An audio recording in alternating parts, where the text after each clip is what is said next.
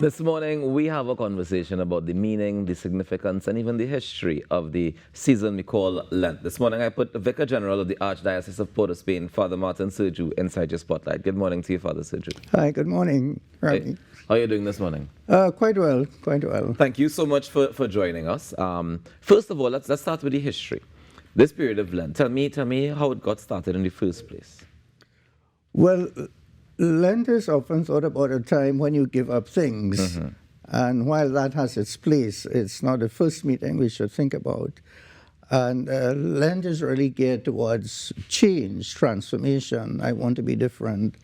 And how it really emerged was, it was the last period of preparation for the adults who wanted to become Christian. And so their preparation was pretty long, longer than what we have now. And then their last section of preparation, where they looked into themselves and said, I want a better life, I want to be part of the church, I want to be a better person. And because of that, it required special preparation, which included, of course, prayer and fasting and so on. And that emerged into the season of Lent. So we would have no Lent if people did not want to be different and did not choose to be Christian. Is it?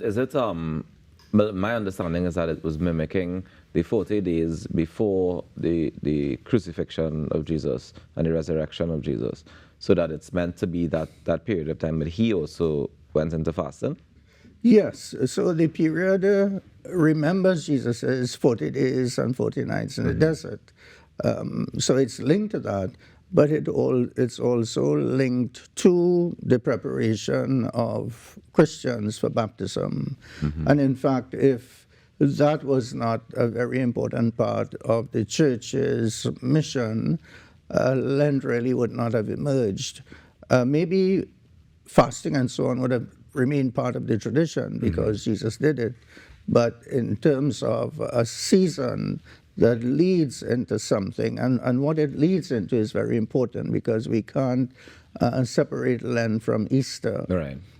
The old meaning of the word Lent is springtime.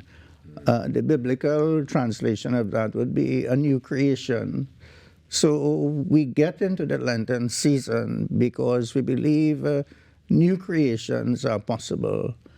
And we can believe new creations are possible purely from a secular point of view.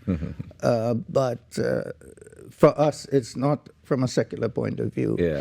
New creation is possible because a new creation happened. A man gave his life in service for 3 years. He suffered terribly, was crucified, he died, and he was thought to be dead. And then 3 days later, he rose from the dead.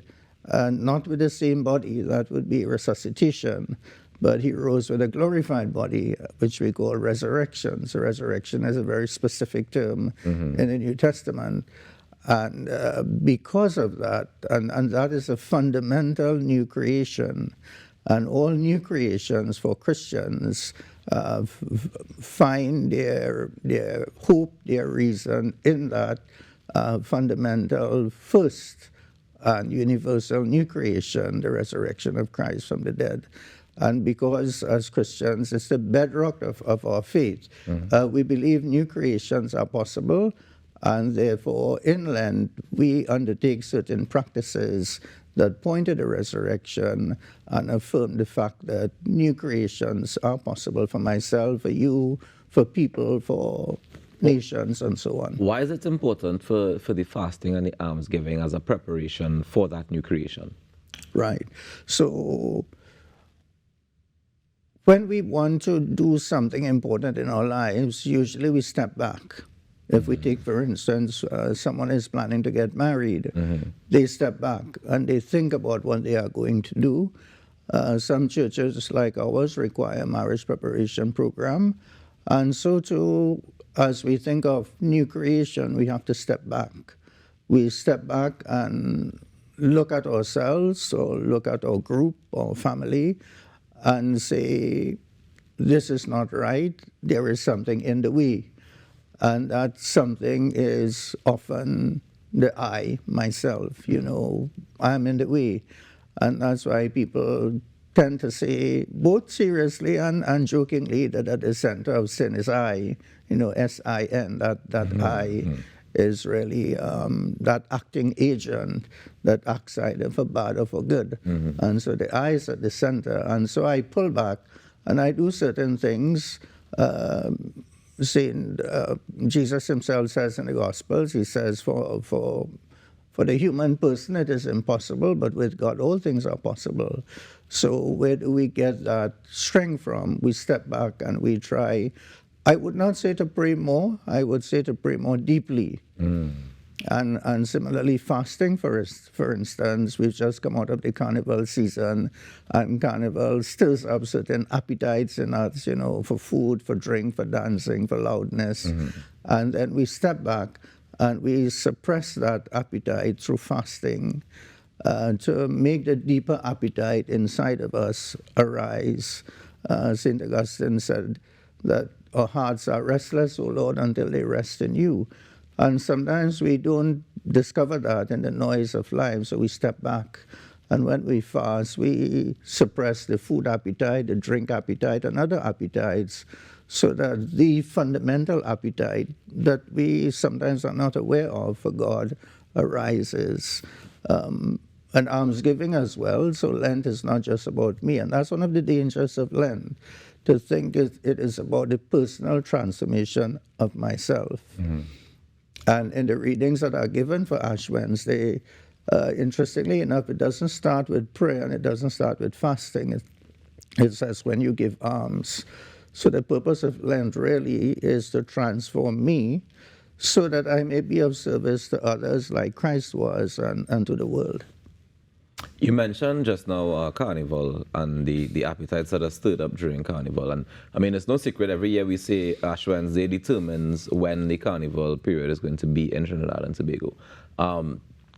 Is that, the significance of those two things, the church and state seeming to link when it comes to that, in terms of, all right, we have this celebration and then we go into this reflection, this deep reflection.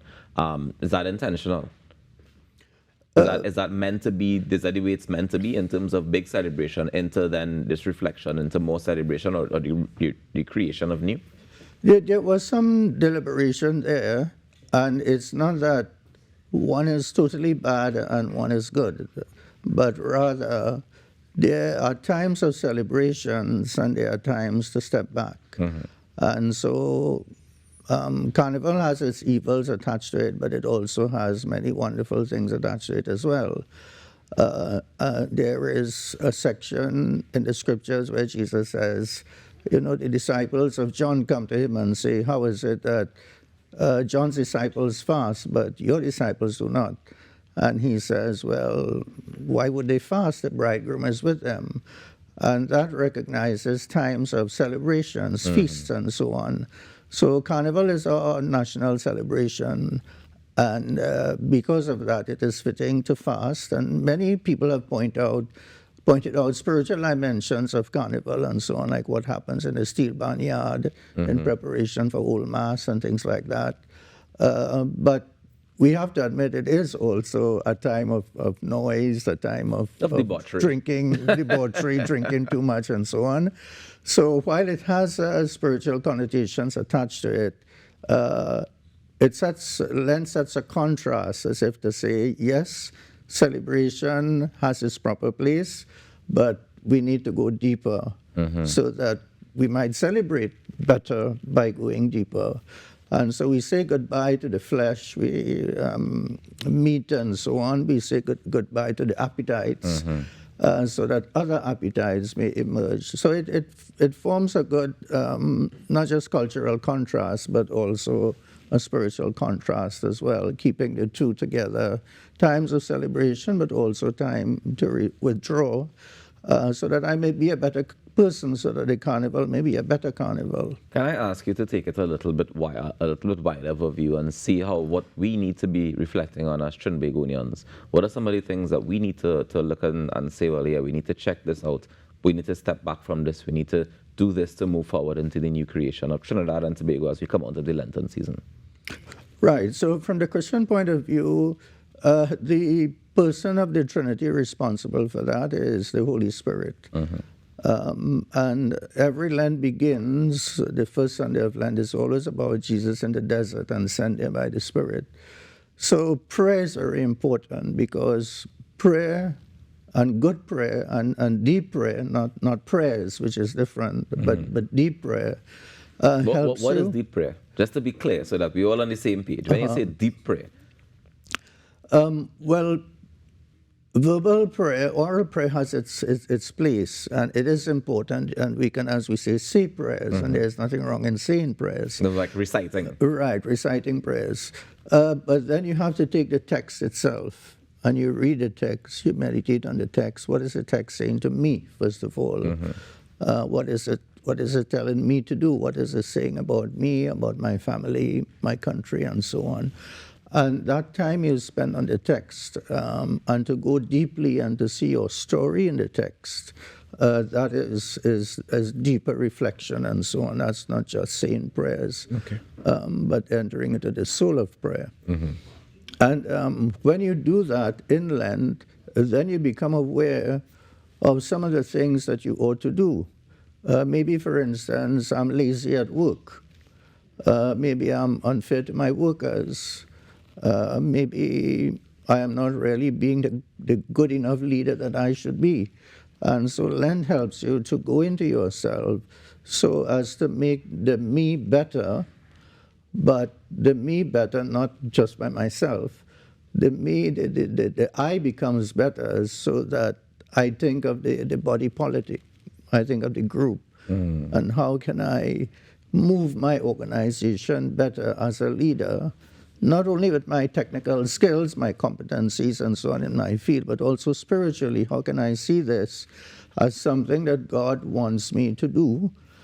And how can I bring this about better in the Lenten season? So it's an opportunity to work on every area of life. As one spiritual writer said, often in Lent we think that it is a time to go from bad to good. And we don't forget, we forget an equally important half, and that is, how do I move from good to better? And I think our country and our personal lives are often not what it should be, because we like to coast, We don't like to put your foot on the pedal and step up a bit. And which is paradoxical, because in the professional life, people want to move up. They don't want to stay on the same level. But they don't seem to think that it applies to the spiritual life as well. So if you want to move up the mountain and get closer to God, to use that metaphor, you have to do certain things. Lent must be part of betterment. Ritualism kills Lent. Ritualism is, I'm just doing this. Because? Yeah, so you give up alcohol for Lent, but come Easter Monday, you're drinking, like a camel. That doesn't you make it sense. a poorly drink, you didn't drink before. No. That's not the purpose of it. No, that's ritualism. But sacred ritual performed year after year will, I assure you, put you ahead spiritually with time.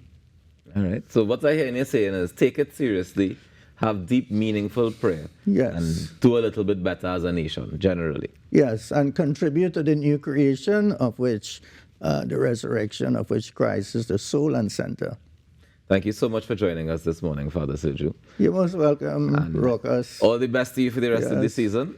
And we look forward to chatting again soon. Thank you. And I hope you also in Lent create a good spiritual kind of Rokas as well.